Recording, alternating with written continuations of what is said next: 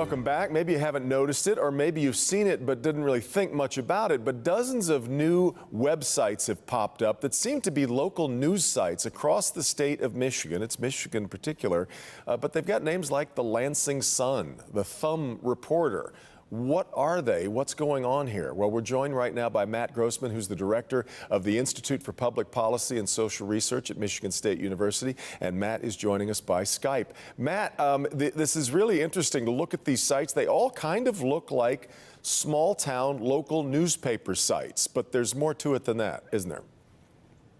Well, I first ran across these on my personal Facebook feed. There was a story advertising the fact that we had plenty of money for the roads in Michigan, and that seemed like an odd message given our political debate.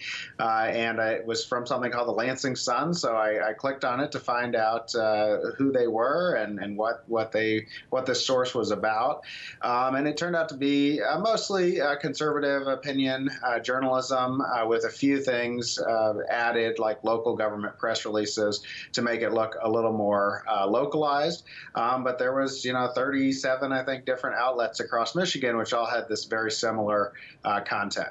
It's interesting, as you start clicking around on them, they've got sections just the way that a newspaper would, like local and government and things like that. There's very few actual stories when you start digging into it. But it's interesting, Matt, because I don't think you can actually characterize it as fake news, right? These are things that have really happened.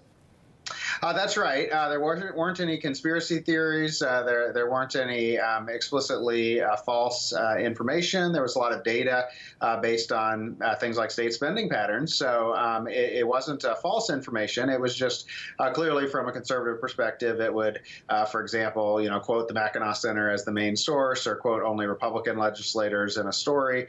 So it was clearly from a political perspective, but not at all false or or conspiracy. Yeah, a lot of these you have traced back to a group called, not a lot of these, all these, I believe you've traced back to a group called Metrics Media. What do we know about them? Well, we don't know much. The reporters that have tried to follow up haven't gotten much of a response. I do know, though, that since there's been publicity around the sites, they have changed them. For example, when I first looked, there was nothing on the About Us page, but now it's been filled in with some information, which, you could read between the lines that it would be a kind of a conservative outlet. They say things like we're representing underrepresented voices like small business owners. So a little bit more information about where they come from.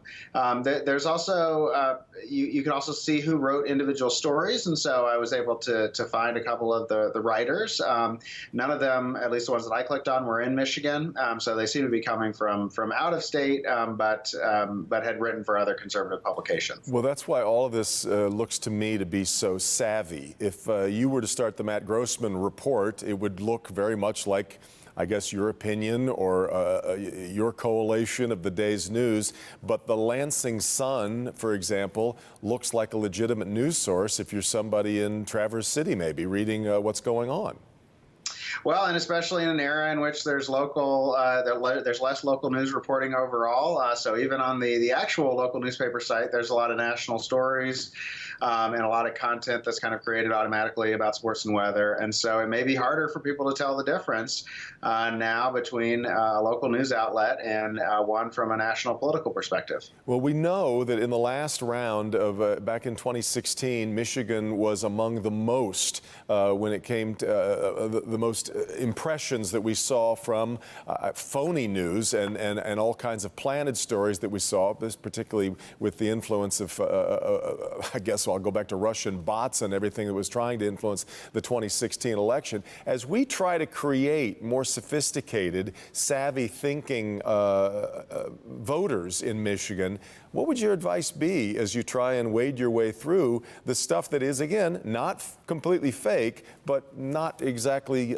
collated in the way that you and I might collate our news?